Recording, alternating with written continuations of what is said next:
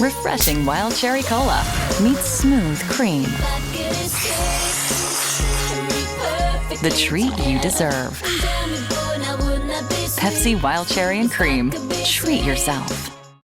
This episode is brought to you by Cologuard. Do you know what's really scary? Not screening for colon cancer when you turn 45. The Cologuard test is non-invasive, requires no special prep or time off work, and ships right to your door. In just 3 simple steps, Cologuard takes the scare out of colon cancer screening. If you're 45 or older and at average risk, ask your healthcare provider about the Cologuard test. Cologuard is available by prescription only. Learn more or request a prescription today at Cologuard.com/screen. Welcome to Boobalicious and part 2 of the Jillian Barberie interview. Chris, I don't know if this happened to you, but the day that they took my port out, it was 9 months in and it kept rising or getting closer to the surface of my skin. The guy who put it in was phenomenal. The guy who took it out looked like Doogie Howser. Oh dear. And I said to him, I don't want to know a play-by-play. Please don't tell me. Like, I don't want to know, but I'll sit and watch surgeries on YouTube. But anyway, so he's taking it out. He's like, I was white knuckling the sheets. It took him 5 minutes. He's like, oh, he looked 12. That's the first part. And I'm like, I've unscrewed the, I don't want to know. Yeah. Yep.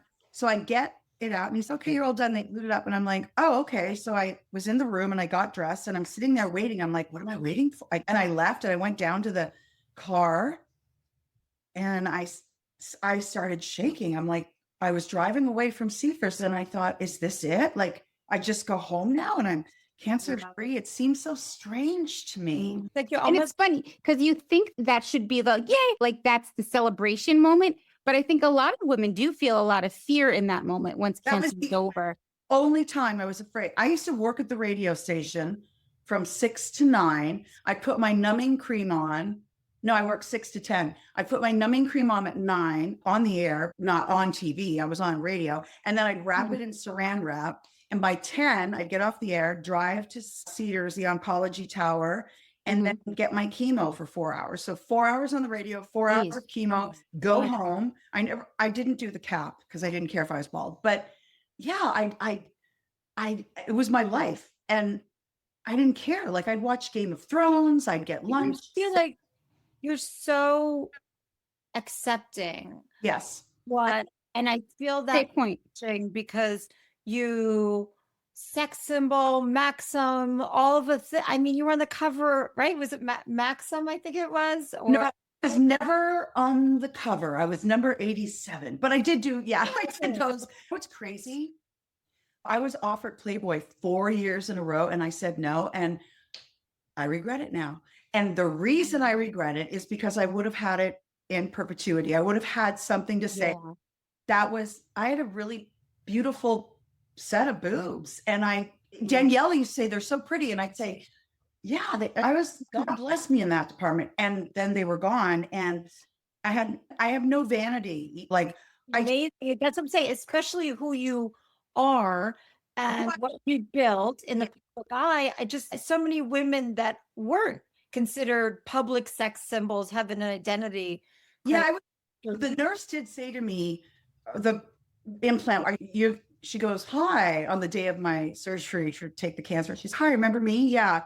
I met you and you never got back to me about the size of your implants. And you never even, I go, oh yeah, I don't want them. But you're on TV. I go, yeah, no, I don't care. I'm not on TV anymore. And I have 2 little kids at home and I really don't give a shit. But having tits, I don't date. I could care less. And also the hair, I was like, oh, cool. Like I'm not spending 4 hours on the radio, 4 hours in, I have kids. I have to pick them up from school. Whatever. Like it just. When you were going through this, because I read that you said that was the hardest part of cancer, telling them how low were you during that? Your kids your kids were really young, right? Mine, which I feel like was a blessing because they didn't really understand that. My kids, 2 or 3 and 1. Oh my gosh.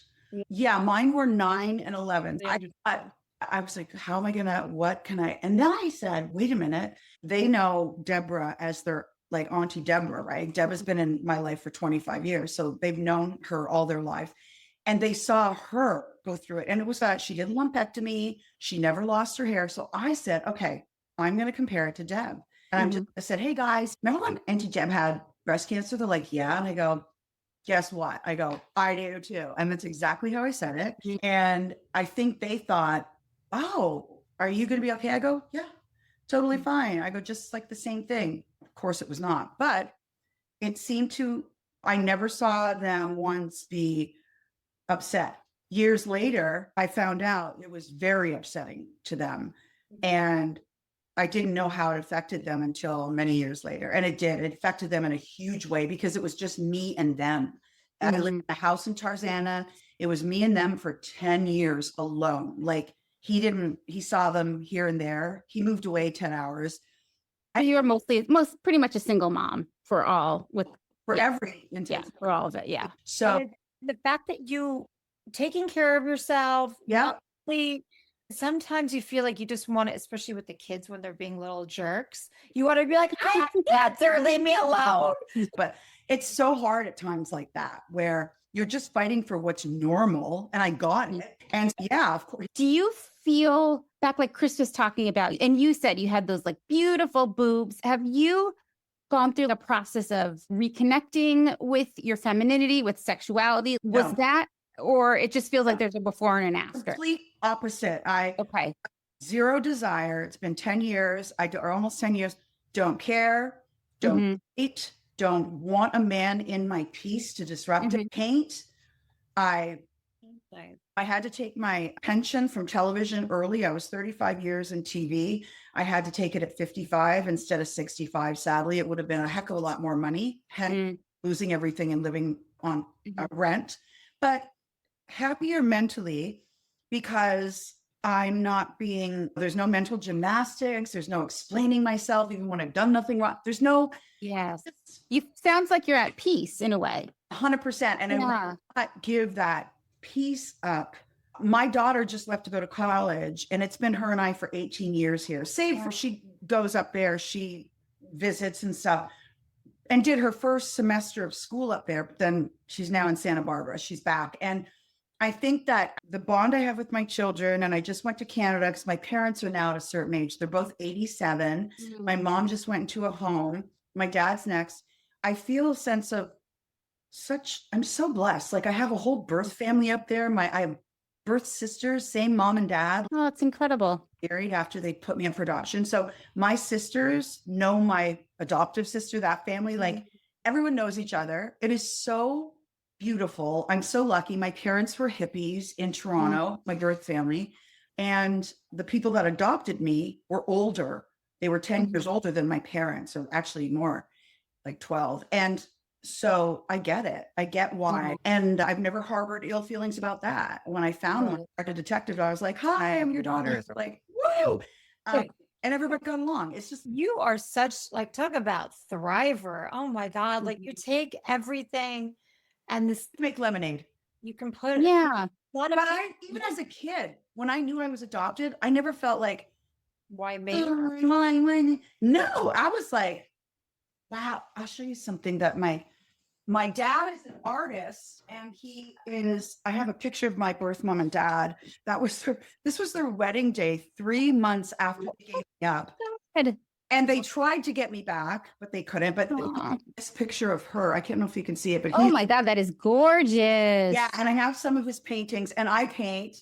But you don't harbor, this is like there's no resentment. It just seems like you take it and you just get rid of it. And for me, that's so inspiring because a lot of people, myself included, can go into a dark hole. And I think that's very easy to do for sure. I have gone into, let me tell you.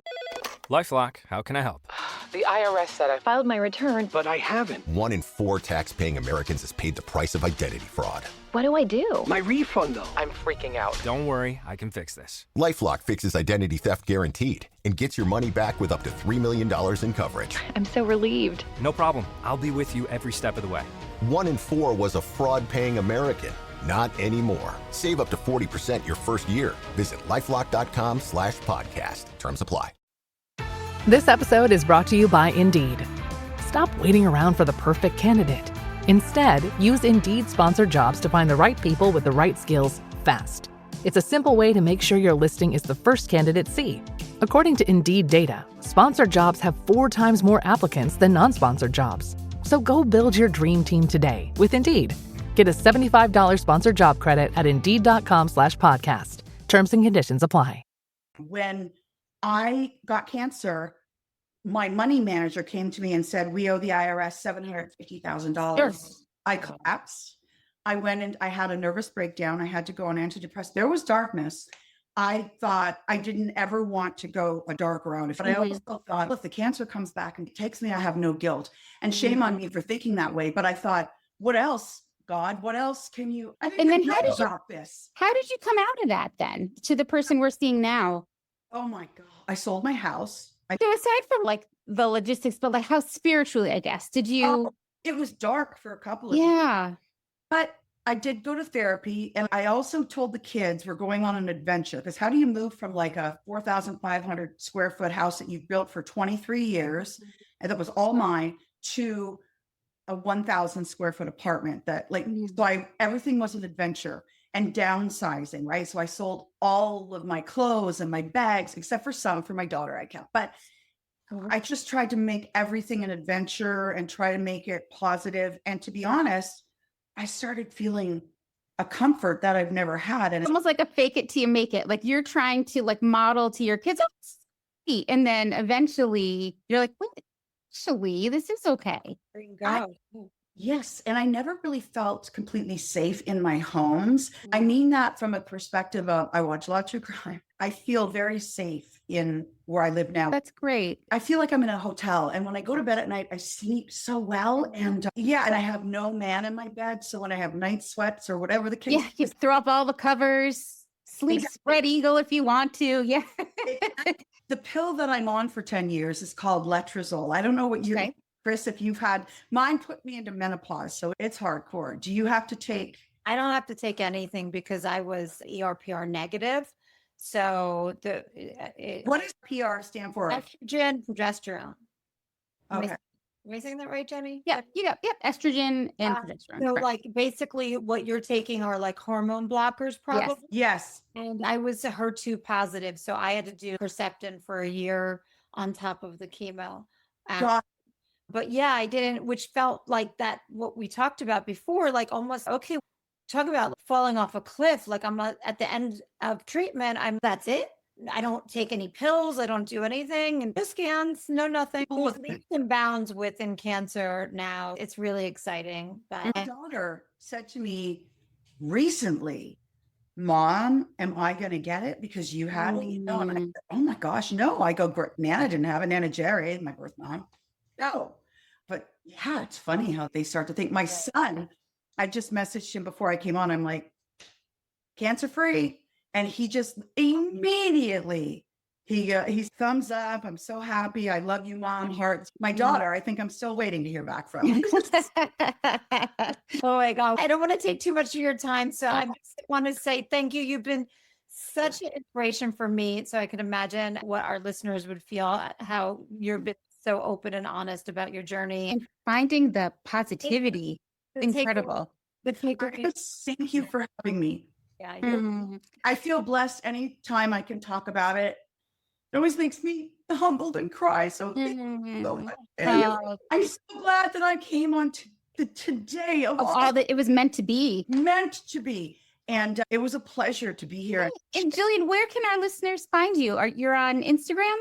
I am. What's your account? I'm on as Jillian Barberie or Ask Jillian, I forget, but I just post all my home decor because there's only so much as a renter. So I do renter friendly projects. Thank you so much, Jillian. Take care. Thank you. Bye. See you next time. Okay.